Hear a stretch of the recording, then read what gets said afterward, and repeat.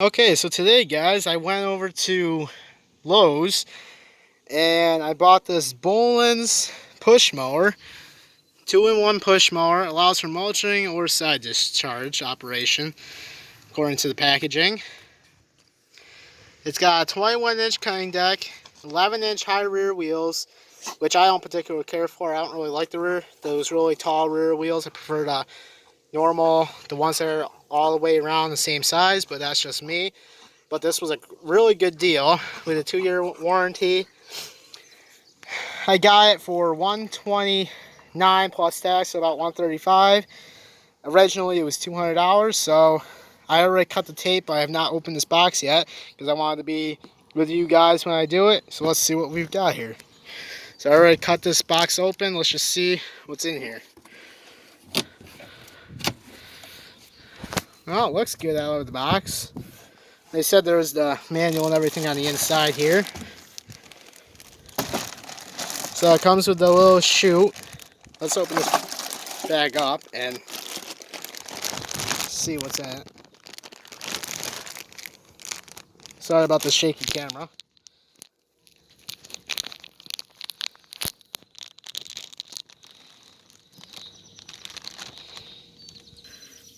Alright, now here I got everything out of the bag. There's the operator's manual, which they all come with. It's got the Briggs & Stratton engine. We'll look closer at that later. Came with one tank full of oil. So that he said to dump that entire thing in there, and that'll be the perfect amount for this mower.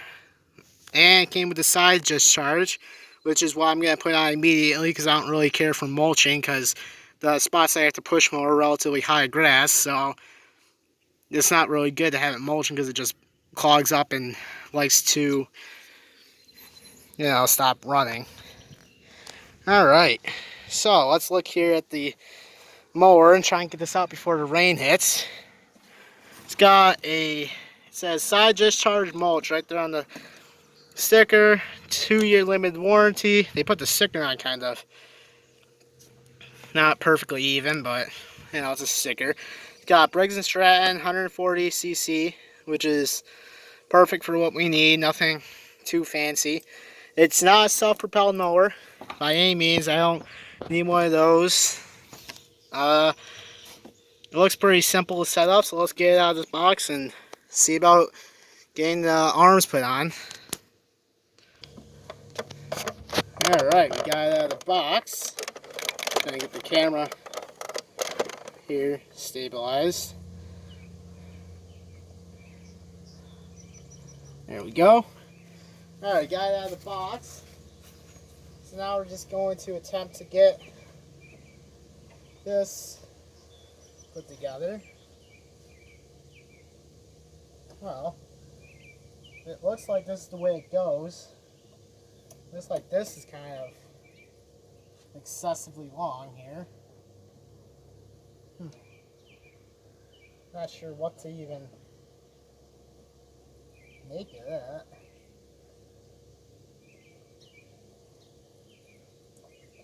Gives you a zip tie, but doesn't give you much. I guess that's how it's going to have to stay, because the way it is, it looked like it was hitting the wheel here. Oh well, it's something I'll have to maybe change. Now I got the little screws here. Let's try and get these put in. I think it has to go like that. And then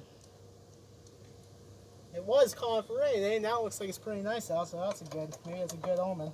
Put that in there. I don't see how that's going to. Yes, this is what you pull to make the wheels go up and down. There we go. So you do that, you tighten these in.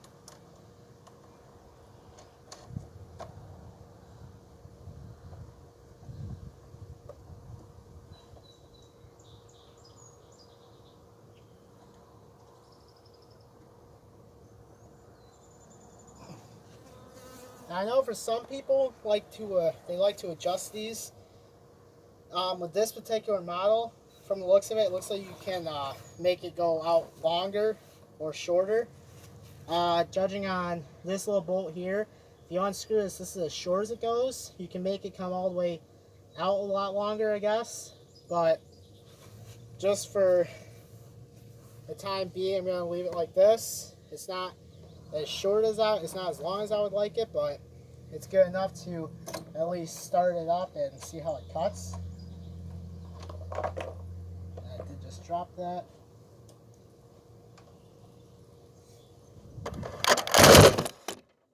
And there goes the camera. Jeez.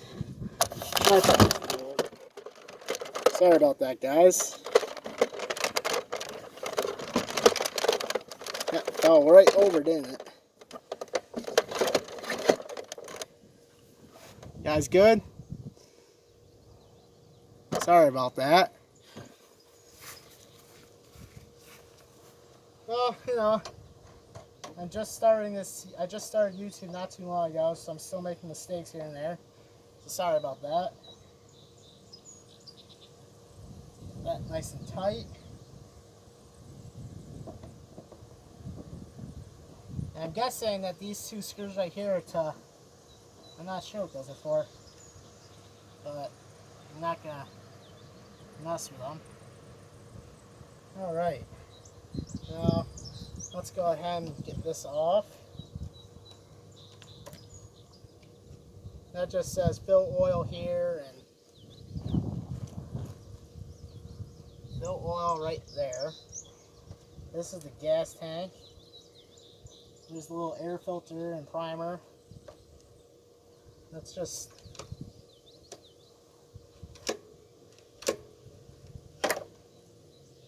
fill oil here. Alright. Let's go ahead and put the oil in that it came with. I can get the cap off here. There we go. It obviously doesn't come with the oil in it, because I don't want it to leak all over the packaging. It looked like there was a little bit of residue of oil in there, actually, which is a good sign. Let's grab the oil that it came with, which I place right here.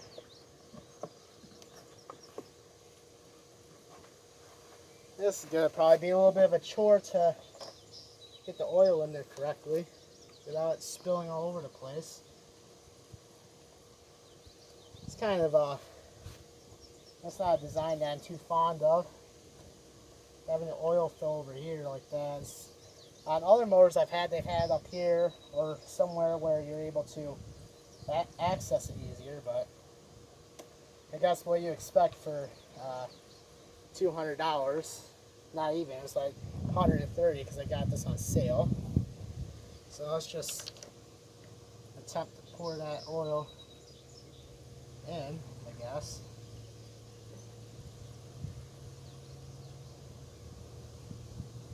Without spilling it all over the place, like that. That is a really kind of a crummy design. I don't really care for that design at all.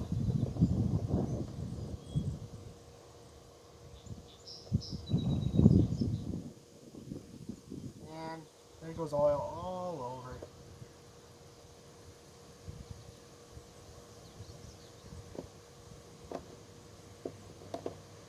What kind of oil is this? SAE 30? Now I know that's not completely full, just based on the sheer fact that it probably a little bit less than a quarter of it went onto the mower deck. So I'm going to go ahead and just grab a towel and wipe that off, which I kind of figured that would happen just based on the fact that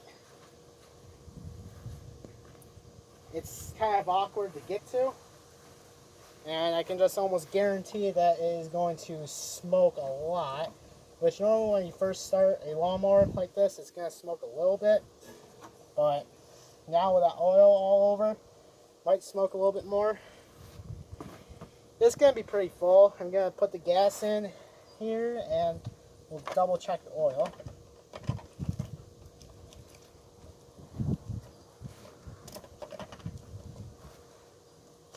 And that's one of my favorite things, having this on the gas can. One of my favorite things.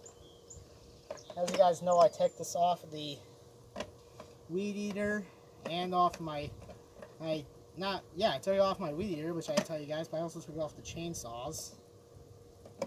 Because I just feel like this gets in the way. When you're filling up gas, if you put a funnel in there, it can fit in there, it's just not going to fit in there nice and snug. And I can probably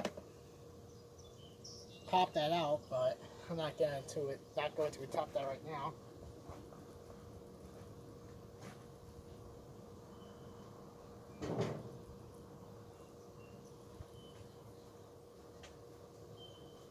This is just normal. I think this is mid-grade gas, 89. That's what I usually put in the riding lawnmower. And our four-wheelers we put about 87. The lawnmowers we usually put 87. That's what I use in the push mowers. I do have one old push mower that is not running, and that's from the 80s, and I use non-ethanol on that. The snowmobiles that we have, we use non-ethanol, but for stuff like this, we tend to use the low-grade fuel because we don't use these things like they're extremely expensive, like the snowmobiles and stuff like that. But we do put fuel stabilizer in them and stuff sometimes when we need to, but that's just when we need to. I do like that little, how nice and simple it goes on. That's nice.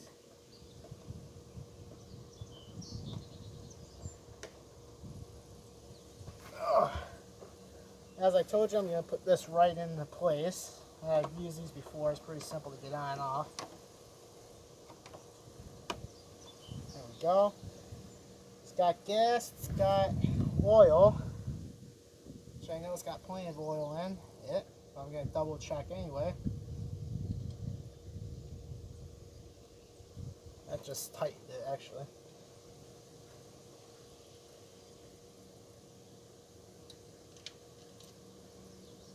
Yeah, that's good. I mean, I did spill a little bit of oil. I might not spill as much as I thought, but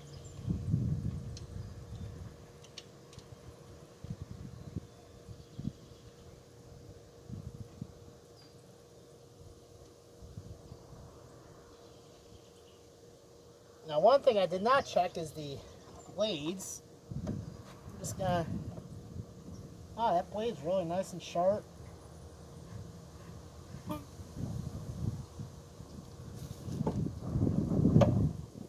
Well, I'm not sure. Oh, so that's what this is for. I just looked under and I figured out what these knobs here are for. There's two bars, one here and one here, to go down into the mower deck. And those two bars pretty much prevent it from starting, which explains why this is so short. You have got to unscrew these. I know I got oil on my hands, so it's kind of slippery. I'll wipe that down later. I'm glad I looked, because I'm glad I didn't yank on that.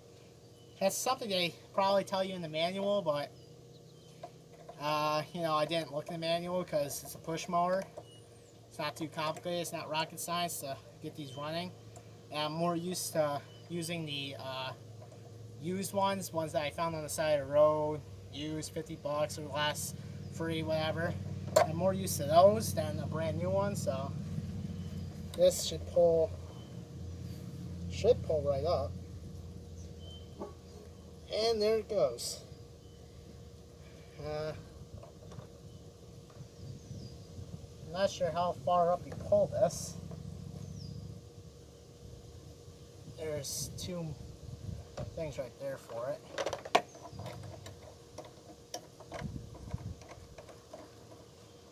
Let's get that one in. That's one good thing it is, even with the new mowers and stuff, it's always, even if you buy one brand new, it's always good to check everything before you just go and start it. Or attempt to, especially with used. Used machines is even worse. you really gotta make sure you know what's going on with it, so you don't blow the engine. Gotta check oil and all that stuff. But with these new ones, they give you the instructions and what to do. But me being me, working on mowers and four-wheelers and stuff my whole life, I don't really like to check that stuff. Now it should pull. Yep. Alright, loosen this up. This is where the cord's gonna go.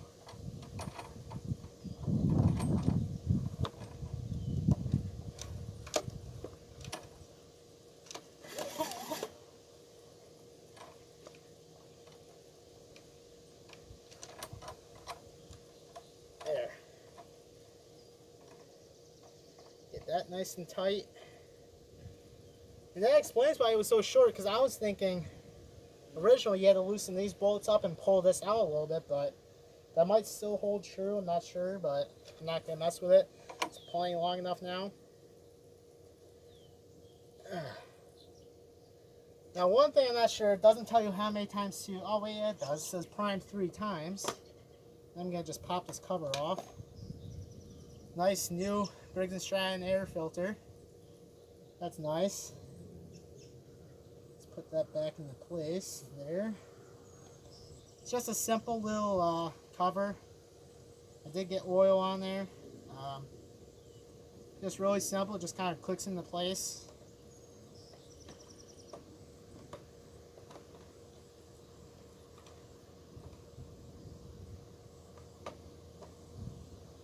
Okay, there we go. You know, everything new takes a little bit of getting used to.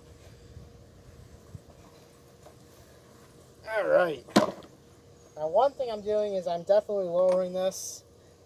I like to cut the grass really low because I like to kind of keep it with the same height of the riding mower. So I am going to definitely lower this probably to the second notch each. That's number 2 on each one, I believe. So on the back it's set at number 2, and on the front it's set at number 2. Looks pretty low to me.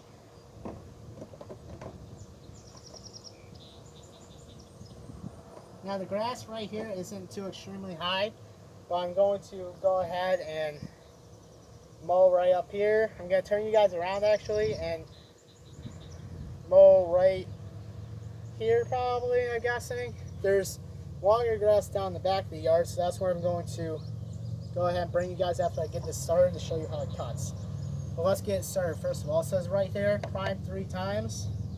Since this is not started yet, I'm going to prime it more like 6 just to make sure there's enough gas in the car. 2, 3, 4, 5, 6, 7. Because it doesn't feel like there's a lot of gas in there. We'll give it a shot. That was 12 times. So we'll go ahead and give this a whirl, see if it decides to.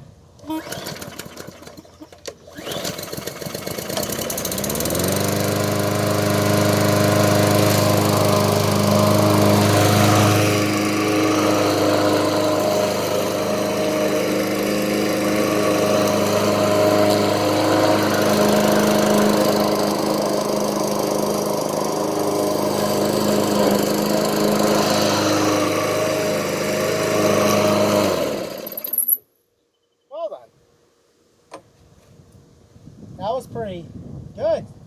What was that, third pull? Third pull started right up.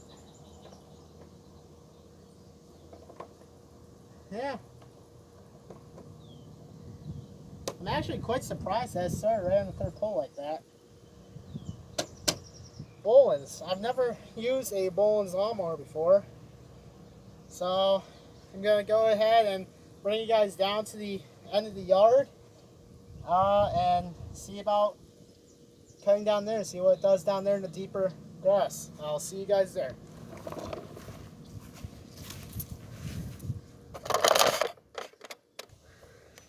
Alright, so we're down here where there's definitely some more grass. I'm going to go ahead and just cut this grass right here.